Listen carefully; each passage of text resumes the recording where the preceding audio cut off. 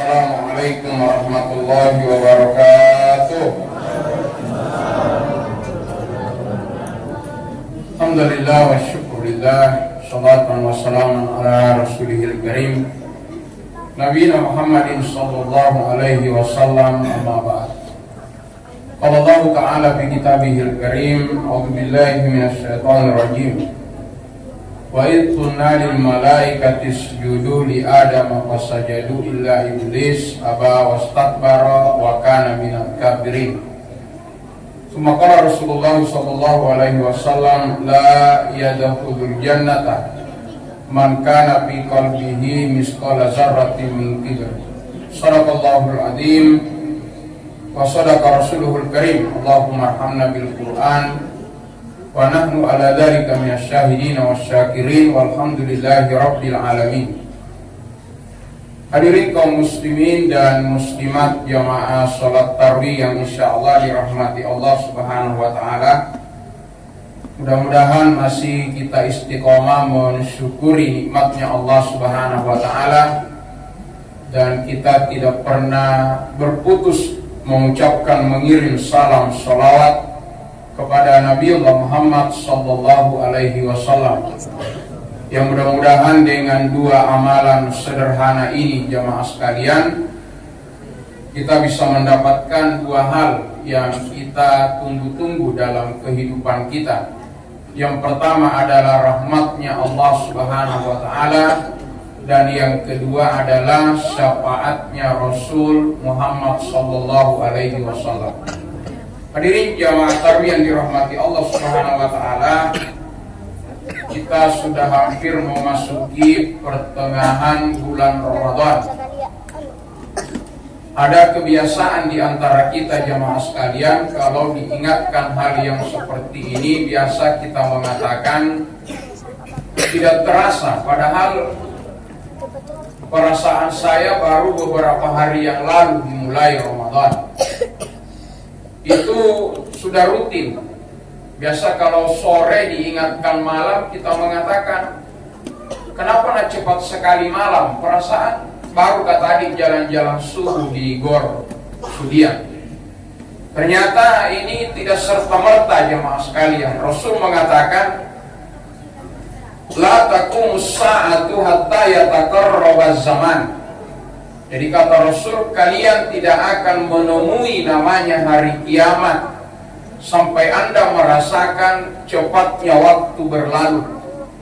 Yang setahun serasa sebulan, yang sebulan serasa sepekan, yang sepekan serasa sehari, yang sehari serasa sejam, yang sejam serasa sekejap. Demikian, kalau itu sudah rutin di dalam kehidupan kita Bapak Ibu, itu tanda bahwa apa yang kita tunggu-tunggu itu memang sudah tidak lama lagi. Makanya insya Allah dengan semangat itu, setiap ruang waktu yang dianugerahkan Allah kepada kita, mari kita maksimalkan. Hadirin jemaah yang dirahmati Allah, malam ini saya diamanahi menyampaikan suatu judul yang luar biasa tentang persoalan sombong. Untuk mengawalinya, saya teringat dengan suatu cerita Bapak Ibu, di mana di Arab sana ini diceritakan oleh salah seorang syekh ketika dia berceramah. Ada suami istri yang istrinya itu rajin bersedekah. Ketika suatu waktu dia sementara menikmati makanan, datanglah peminta-minta mengetuk pintunya. Assalamualaikum, saya sudah sekian hari tidak makan, mohon makanannya walau hanya sekedar sepotong roti. Maka istrinya meminta izin, wahai suamiku, saya ingin bersedekah ke si peminta ini. Maka dengan sombongnya suaminya mengatakan itu terlalu enak bagi dia. Semua yang ada di minyak ini itu hasil keringat saya. Beritahu saja bahwa kita tidak punya makanan. Karena istrinya adalah istri yang tidak mau mengecewakan suaminya, dikabarilah orang ini dan pergilah si peminta-minta ini. Hidup ini ibu laksana sinetron. Jadi beberapa waktu kemudian terjadilah apa yang tidak diinginkan. Dengan izin Allah Subhanahu wa Ta'ala, kekayaan yang begitu menjulang diambil sekejap oleh Allah, jatuh miskinlah si kaya raya ini, dan dia menceraikan istrinya karena dia bilang, saya tidak sanggup lagi mencukupkan kebutuhannya. Setelah masa iddahnya, jamaah sekalian, dia terkejut karena secepat itu dengan izin Allah dia dilamar. Dan ternyata suaminya ini yang kedua, Bapak Ibu, adalah suami yang kaya raya. Hampir persis dengan kejadian sebelumnya. Dia makan dengan suaminya, tiba-tiba datang pengemis, dia menutup pintu. Assalamualaikum, saya sudah sekian hari tidak makan, mohon sepotong rotinya. Tapi alhamdulillah suami yang keduanya orang yang soleh, maka dia mengatakan, jangankan diberi, panggil dia masuk makan bersama dengan kita. Tanpa ditanya dan seterusnya, maka nanti sudah makan jamaah sekalian, si peminta-minta ini mengatakan, wahai tuan rumah, kau tidak kenali saya. Dia bilang, saya tidak pandang siapa, agama Allah yang menyuruh kami memberi apa yang kami miliki. Dia bilang, bukan itu masalahnya, saya adalah suamimu yang dulu engkau cari, apa yang aku telah menceraikan. Jadi laksana sinetron, hadirin jamaah yang dirahmati Allah. Yang dulunya si sombong itu sekarang berbalik, seperti apa yang dia lakukan pada si kaya raya ini, yang sekarang dia memperlihatkan langsung janjinya Allah Subhanahu wa Ta'ala. Dan ini bukan bahasa baru, hadirin jamaah sekalian. Karena kalau ada orang sombong, orang kaya yang sombong hari ini, itu ulama mengatakan sungguh dia sangat terlambat. Kenapa dia terlambat?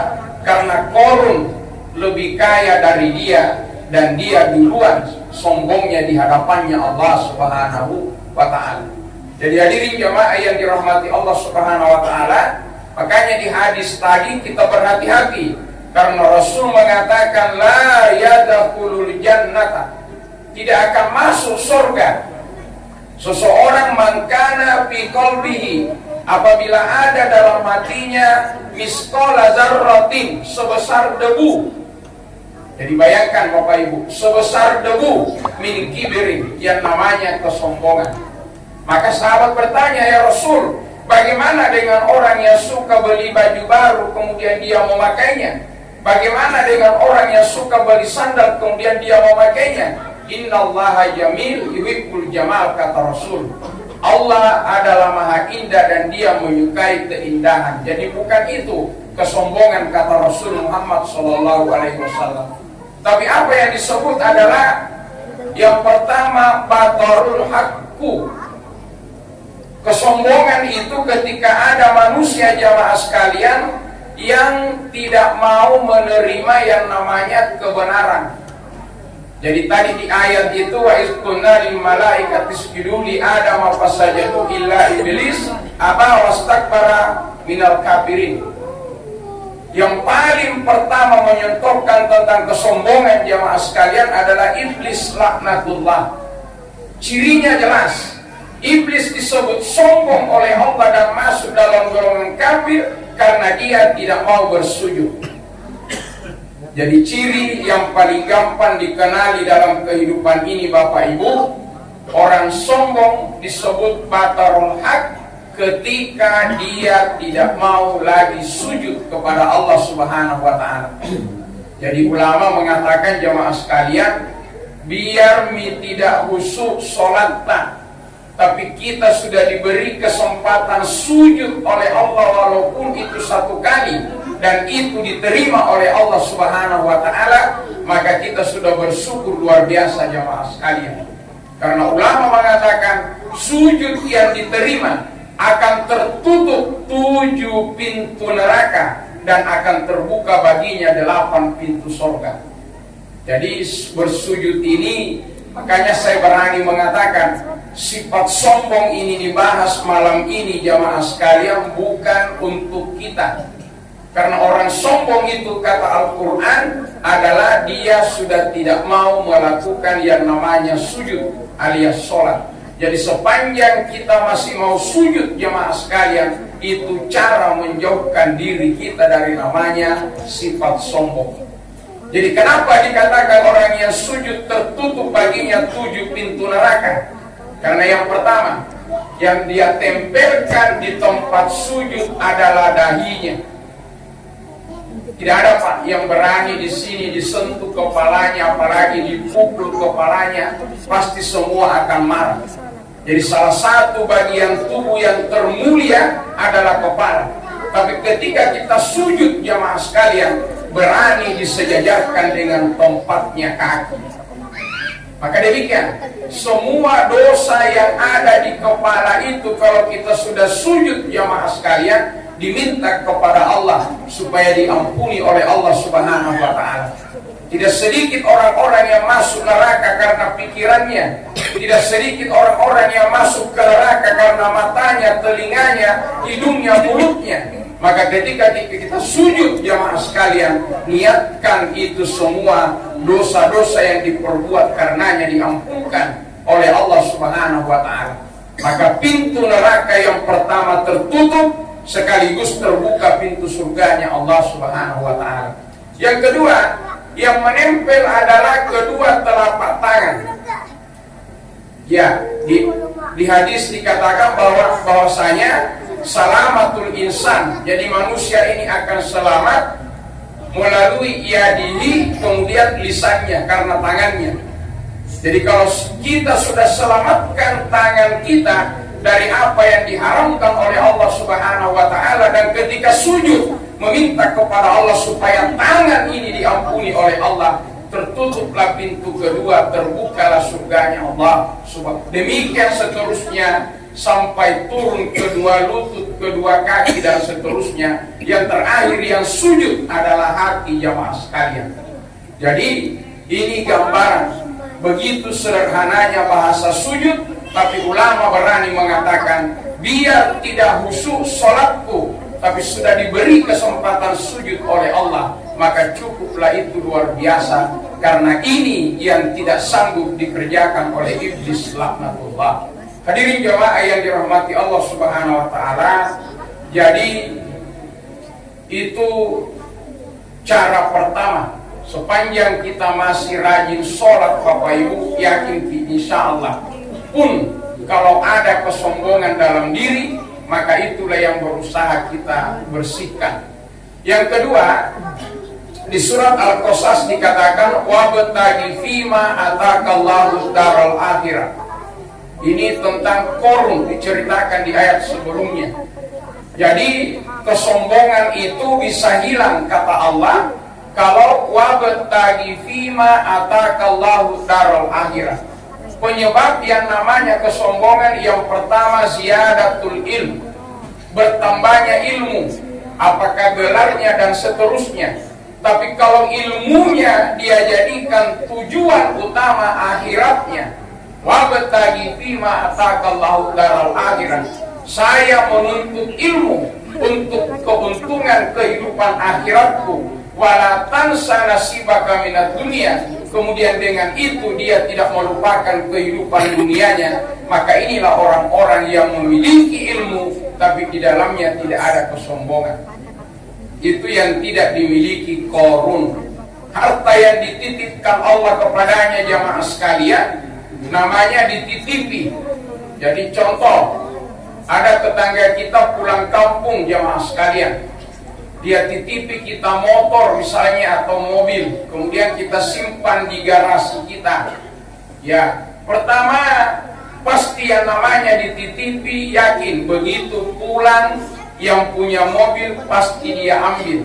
Tapi siapa yang dititipi mobil mewah, begitu pulang yang punya langsung dia selfie di mobil itu, dan dia mengatakan alhamdulillah berkah Ramadan, apa yang saya cita-citakan sudah tercapai, di-share di media sosial dan seterusnya. Maka apa yang terjadi ketika datang pemiliknya dia ambil, pasti dia akan kecewa. Yang kedua, semua yang namanya dititipi dia tidak butuh banyak jemaah sekalian. Pasti kita bangga dititipi mobil, tapi kemampuan kita hanya satu. Kenapa? Karena lahan parkir kita terbatas. tidak bisa 2, tidak bisa 3, dan seterusnya. Jadi hadirin jemaah yang dirahmati Allah, semua peluang yang kita berbuat sombong tadi, salah satunya tadi adalah ilmu, pangkat, jabatan, harta, dan seterusnya. Kata Allah, wabtaghi fima atakallahu daral akhirah. Semuanya itu tujuannya adalah untuk kehidupan akhirat. Adapun sesudah itu maka kita tidak akan menjadikan lupa dengan kehidupan dunia. Hadirin jemaah yang dirahmati Allah Subhanahu wa taala, terakhir, kenapa orang-orang yang masih sujud ini kepada Allah akan terbebaskan dari yang namanya sifat sombong dan seterusnya? Karena kalau kita sudah tidak mau melakukan ibadah sholat jamaah sekalian, maka kita sudah melakukan kesombongan tingkat tinggi. Jadi sombong kepada manusia itu jamaah sekalian biasa. Tapi kalau kita sudah tergolong sombong di sisinya Allah Subhanahu wa taala dengan tidak mau beribadah, maka inilah tingkat kesombongan yang luar biasa. Olehnya itu saya ingin tutup ceramah saya dengan juga satu cerita. Seandainya Bapak Ibu masih menawar, Pak Ustadz, saya ini terus terang hanya mau amalan yang paling minim, bahasa kita minimalis. Saya tidak mau terlalu banyak amalan yang saya tahu, tapi dengan amalan itu bisa keselamat dunia akhirat. Yang saya tahu Bapak Ibu itu minimal ada 2. Ini sekaligus isi dari cerita ini. Jadi ada kiai kampung bercerita Bapak Ibu, dia didatangi salah seorang muridnya. Tapi muridnya ini mengatakan, Pak Kiai, tolong saya mau bertobat, tapi terus terang saya tidak mau tinggalkan pekerjaan buruk saya. Tapi tolong ajari saya bertobat. Maka Pak Kiai bertanya, apa itu perbuatan burukmu? Dia bilang, mohon maaf Pak Kiai, sudah puluhan tahun pekerjaan saya adalah mencuri ayam. Orang Makassar bilang, Pak, palukan jangan. Jadi apa mau? Saya tidak mau Pak Kiai berhenti dari profesi saya ini. Sudah puluhan tahun saya lakukan, tapi saya juga mau bertobat. Maka Pak Kiai mengatakan, urusanku adalah supaya kau bertobat. Kalau mencurimu itu urusanmu sendiri. Jadi bisa dipakai saya mencuri sambil bertobat? Bisa. Kalau begitu apa syaratnya Pak Kiai? 2 saja syaratnya bertobat. Tetapi bisa mencuri? Bisa mencuri. Nah bilang Pak Kiai. Apa itu Pak Kiai? Yang pertama, jangan pernah berbohong. Yang kedua, dimanapun kau berada, kau dengar azan, singgahlah ke sholat. Ini 2 cara paling gampang kalau kau mau bertobat. Setelah itu mau mencuri terserah. Maka ijab kabullah si murid dengan Pak Kiai. Berganti hari, besoknya dia kerjakan profesinya. Tengah malam dia bawa karung ke kampung sebelah. Kenapa ke kampung sebelah? Karena di kampungnya tidak ada mintomi ayam, Bapak Ibu, habis. Ya, akhirnya dia pergi ke kampung sebelah bawa karungnya. Dia temukanlah satu kandang yang besar, banyak ayamnya. Tapi ini pencuri masih punya perasaan, tidak pernah mencuri melebihi 1 karung. Jadi dia ambil ayam, kasih masuk 1 karung, kalau sudah full stop. Walaupun masih ada stoknya jamaah sekalian. Dibawalah 1 karung itu, ternyata sambil berjalan di desa itu tidak terasa terdengar azan. Allahu Akbar, Allahu Akbar. Ragu-ragu dia. Pak Kiai bilang, diterima tobatmu kalau kau dengar azan kemudian kau singgah sholat. Tapi dia yakin, ini ayam urusan gampang. Kalau saya suruh tidur, pasti dia tidur. Saya harus penuhi tobatku. Dia simpanlah ayam di depannya masjid. Dia masuk ikut sholat berjamaah subuh. Sudah sholat ibu mau cepat pergi, takut ketahuan. Si jamaah yang dekatnya pegang tangannya karena dia mau berkenalan, barusan dilihat itu orang. Pak, dari mana Ki? Ingat Bu, Pesan yang pertama, jujur, jangan berbohong. Saya dari ITB, Pak. Terus kenapa barusan di sini sholat? Tidak ada masjid di sana. Saya paduka, jangan. Jadi kau mencuri ayam tadi, dibilang ada itu rumah besar di sebelah kandangnya besar, banyak sekali ayamnya. Ini Pak Imam lagi berzikir, Bu. Langsung nak putar badannya, dia bilang kurang ajar kandangku itu. Nu habisi. Dia bilang tidak ji Pak Imam, 1 karung ji saya ambil. Bergerak di jamaah Pak, nak putar sajadahnya. Dia bilang mati mainnya di Masai. Dia bilang Pak Imam, tenang jamaah. Banyak pencuri masuk di kampung barusan terjadi malam ini. Ada pencuri yang berani pergi sholat subuh dan ada pencuri yang mengakui perbuatannya. Jadi untuk kali ini wahai Paluka, jangan, saya ampunkan dirimu tapi bersumpah tidak akan pernah masuk lagi di kampung ini. Itu yang 1 karung Pak Imam ambil mimmuana, saya ikhlas. Akhirnya Pak, dia simpan 2 ekor jantan dan betina, sisanya dia jual. Ternyata telurnya mie ini Bu yang kita beli di pasar daya. Iya, jadi itulah Budi, sekikir-kikirnya kita beribadah di muka bumi ini, 2 saja Bu kita pegang erat. Pertama, jangan pernah mau berbohong, tetapi jujur dalam kondisi apapun. Yang kedua, jangan pernah meninggalkan yang namanya sholat. Maka insya Allah orang-orang yang seperti ini jauh dari sifat sombong di hadapannya Allah Subhanahu wa Ta'ala. Biarlah Allah menata hati kita hingga kita juga dijauhkan dari sifat sombong kepada keluarga, tetangga, dan seterusnya. Hadirin jamaah yang berbahagia, mudah-mudahan ada manfaatnya. Semua ibadah siang dan malam kita diterima oleh Allah Subhanahu wa Ta'ala, dan kita kembali dikumpulkan di Jannatul Firdaus. Di tengah-tengah kita ada Rasul Muhammad sallallahu alaihi wasallam. Subhanakallah bihamdi, asyhadu an la ilaha illa anta, wa nastaghfiruka wa natubu ilaik. Subhana rabbika rabbil izzati amma yasifun, wa salamun alal mursalin, walhamdulillahi rabbil alamin. Wassalamu alaikum warahmatullahi wabarakatuh.